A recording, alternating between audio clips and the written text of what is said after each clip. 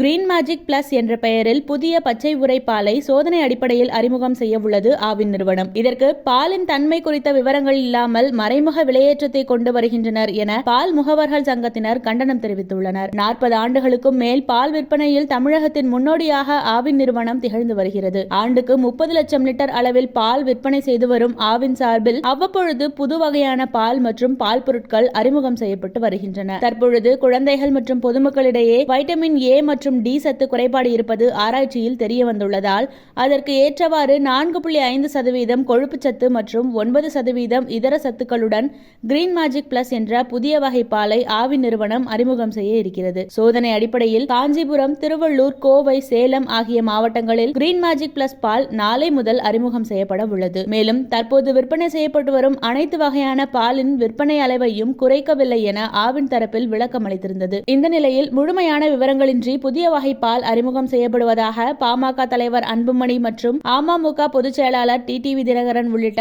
அரசியல் கட்சி தலைவர்கள் கண்டனம் தெரிவித்தனர். இதேபோல் மறைமுகமாக பொதுமக்களுக்கு விலையேற்றத்தை கொண்டு வருவதாக பால் முகவர்கள் சங்கமும் கண்டனம் தெரிவித்துள்ளது. இதனிடையே அனைவரும் விரும்பும் வகையிலேயே கிரீன் மேஜிக் பிளஸ் பால் அறிமுகம் செய்யப்பட உள்ளதாகவும் பொதுமக்களின் விருப்பத்திற்கு ஏற்ப விற்பனையை அதிகரிக்க நடவடிக்கை எடுக்கப்படும் என்றும் பால்வளத்துறை அமைச்சர் ராஜகண்ணப்பன் விளக்கம் அளித்துள்ளார்.